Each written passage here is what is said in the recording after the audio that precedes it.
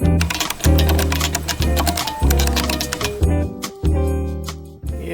it's about time I cover this. The Sims just passed its 15th anniversary, which is hard to believe. And it's hard to believe that this has grown into all that it has since then. And I've kind of put off doing a review of this for a long time just because it's such a special thing. And I've always wanted to do, like, do I do a review, a retrospective, a making of, like a Tech Tales kind of thing? Why don't I just do a little bit of everything? So, without further ado, it's time to take a look at The Sims, developed by Maxis and published by Electronic Arts on February 4th, 2000 for Windows PCs. But does this game really need an introduction? It's a franchise that's sold over 175 million units, appealing to all ages and genders, so statistically speaking, you've probably heard of it and at least know something about it. Instead, let's dwell on the glory of this box art and all the promise that it promised. Anyone else just love these big gatefold boxes that flipped open on the front? It's like there was way too much cool stuff for marketing to restrain themselves to just the back of the box. Build, buy, live. What they do with their life is up to you. And back in 2000, this was a monumental event because nothing like this had been done before. Well, except for games like Alter Ego, Little Computer People, and even a bit of Jones in the Fast Lane. Okay, so maybe it wasn't completely unique, but it got a ton of attention right off the bat due to its creator, Will Wright, the man responsible for another one of the biggest games of all time, SimCity. While the impact of that game is best suited to a video all its own, let's just say that SimCity was a groundbreaking event and Mr. Wright could have easily retired after making it. Thankfully, he wasn't the kind of guy to just sit around, and being a restless creative, he immediately started thinking of his next big project.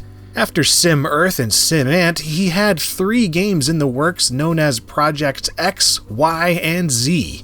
Project Z was an in-depth simulation of the Hindenburg airship, although this never left the early development stage. Project Y was a helicopter simulation that lets you fly around your maps from SimCity, and this eventually was released as SimCopter. And finally, there was Project X, which was an architectural simulation that eventually turned into The Sims. There were multiple inspirations behind Project X, one being the Oakland, California firestorm of 1991, where Mr. Wright lost his home. The ensuing process of building a new house and filling it with stuff and determining which things were more necessary than others gave him an idea for a game. Further inspiration came from the book A Pattern Language by Christopher Alexander, which presented an architectural theory based on function before form. It was also influenced by the various home design programs on the market, as well as his most recent game Sim Ant, which featured a man living out his life while you as the player overwhelmed his house with ants.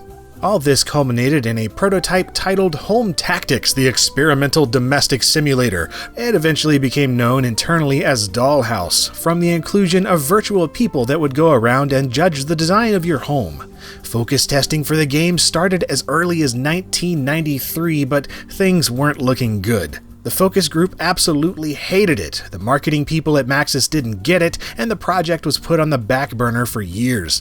It wasn't until Electronic Arts bought Maxis in 1997 that the game got a second chance. At first it was an uphill battle once again, with EA executives not getting the idea and wanting to remove the building aspect of the game entirely. But thankfully, Luke Bartlett was made general manager of Maxis, who saw great potential in the idea and decided to bring in all the best talent they had to work on the project and get it done. Finally, after years of blood, sweat, and tears, The Sims was unleashed onto the gaming public and received nothing short of rave reviews and massive sales. Then Will Wright made Spore and quit Maxis, and it was sad.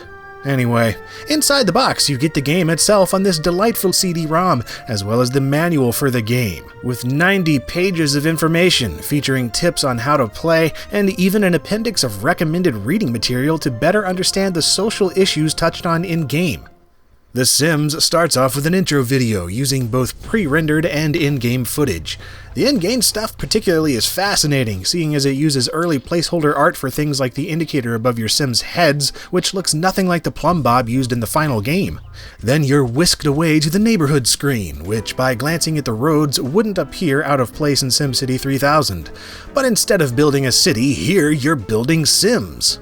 You can play the existing newbie household if you want to go through a tutorial before diving in on your own, but one of the biggest draws here is making your own Sims using Create-A-Family. And I have to stress once again, this was like nothing else I'd ever played back then, allowing me a level of customization rarely seen outside of computer role-playing games. You could create yourself, your family, your friends, your high school crush, your favorite celebrities, whoever you wanted.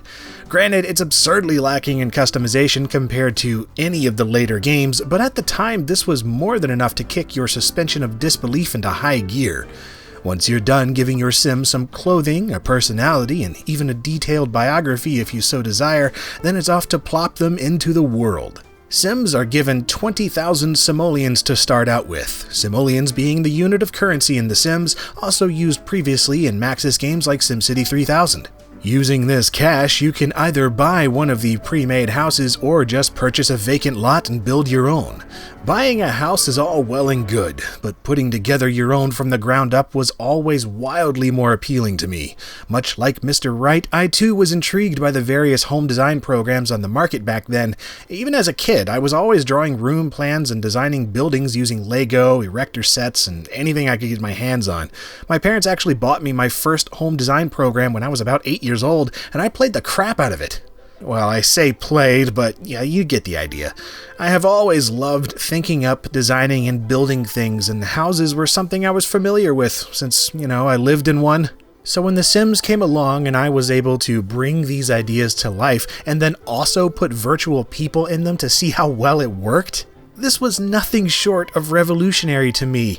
And to many. I even heard of realtors using it to recreate homes to do virtual tours with, and a local radio personality going on about how they used their entire yearly vacation time to just build things in The Sims. And once you were done in build mode, you could move on to buy mode, which allowed you to fill your home with all the amenities of modern living, complete with the requisite and charming mid-20th century shopping music.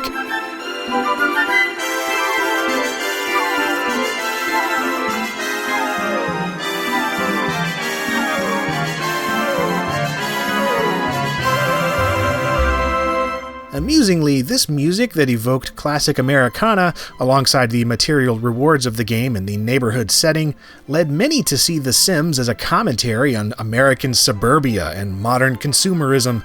It's an idea which Will Wright actually addressed and rejected, explaining that since the game was to be simultaneously released in 14 different languages, that they really just needed to develop a culture generic enough that people around the world would understand its important features right off the bat.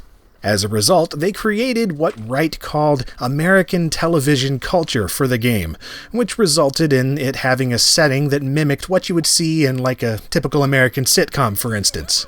The Sims themselves were also specifically designed to be anything but photorealistic, allowing for the player to more easily superimpose themselves into the game without getting hung up on details that would potentially detract from that idea. This also led to The Sims speaking Simlish, a fictional language which originally debuted in the game SimCopter.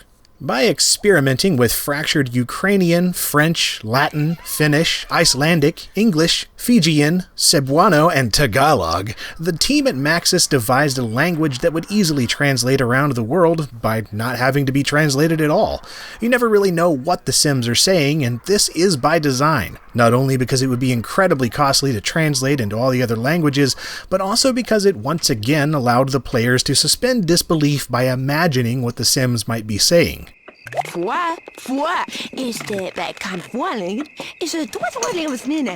Hey, how Bobby me? But the wrong day, body. It also helps the game avoid the common problem of dialogue that repeats so often that it becomes grating, since if you can't understand it, then it's not quite as irritating. And that's definitely a good thing because The Sims is one of the most compelling games to play, period, if you let it get its hooks into you. Just prepare to play for days, weeks, months, and even longer as you progress in the game. In true sandbox form, the goal here is completely up to you, since literally all you're doing is living a virtual life. As with life in general, it is what you make of it.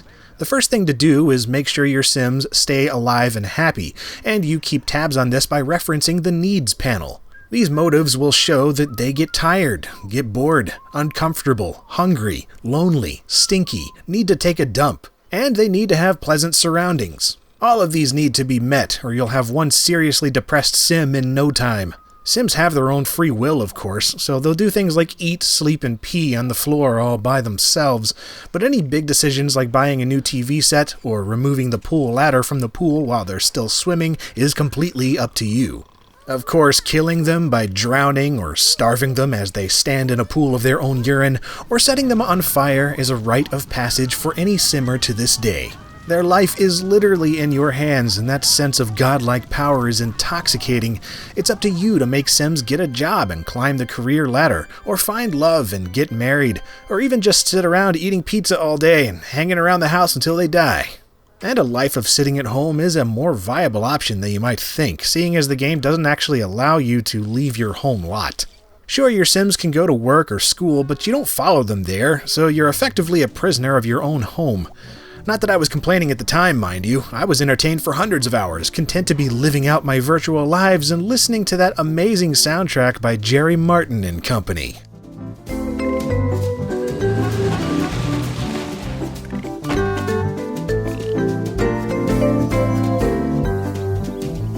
Still, it was quite the limited experience, and the only way to meet other Sims was to talk to them whenever they walked by your house or started constantly ringing on your doorbell. At least, that was the case until expansion packs came along. Haha, yes, expansions. A point of contention among players at times, but also an invaluable resource in making the game more playable, especially in this first one. The Sims was host to Livin' Large, House Party, Hot Date, Vacation, Unleashed, Superstar, Makin' Magic, Deluxe Editions, a complete collection featuring everything in one box, and even weird third-party packs which I've covered in a review of their own. There were also free downloadable items and programs like the Sims Creator that let you easily create custom Sims and then upload them for others to use in their own games. This stuff was highly encouraged, and the open and customizable nature of the game led to a vibrant, dedicated modding scene with fan sides popping up left and right about as soon as the game launched. The Sims has fostered a huge sense of community as the years have passed, with Simmers happily sharing their creations, stories, and wishes for future content with others, as well as with Maxis directly.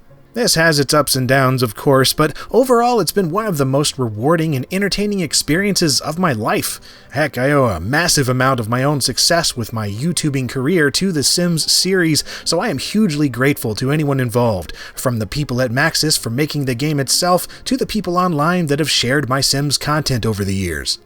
And it all comes back to this game right here, The Sims. A monumental title in gaming history, and one that has genuinely changed my life for the better.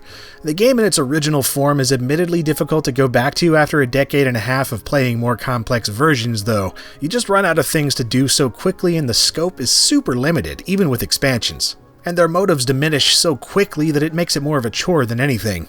But it's just a classic experience with real soul inside it, and you can still have a lot of fun if you can just take yourself back to a time when this was new.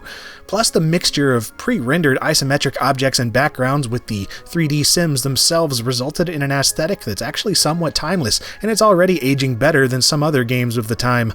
Yeah, it spawned an army of sequels and spin-offs and turned into a cash cow that's been milked half to death, but all you have to do is take a look at this original incarnation to see that it was the result of pure passion. Will Wright and Maxis came up with something truly special here, and even if you don't care for the game personally, you would be hard-pressed to deny the overall impact The Sims made.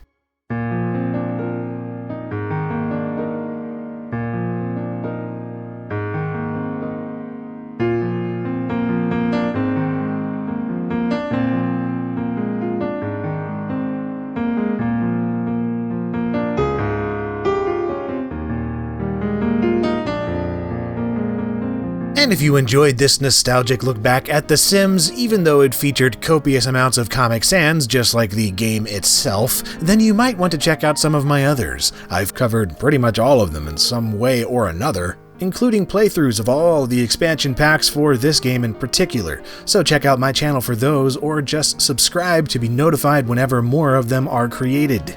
And you can also interact with and follow me on Twitter and Facebook for other things throughout the week, as well as support LGR on Patreon to get videos early and just be awesome. Well, I hope you enjoyed this, and thank you very much for watching.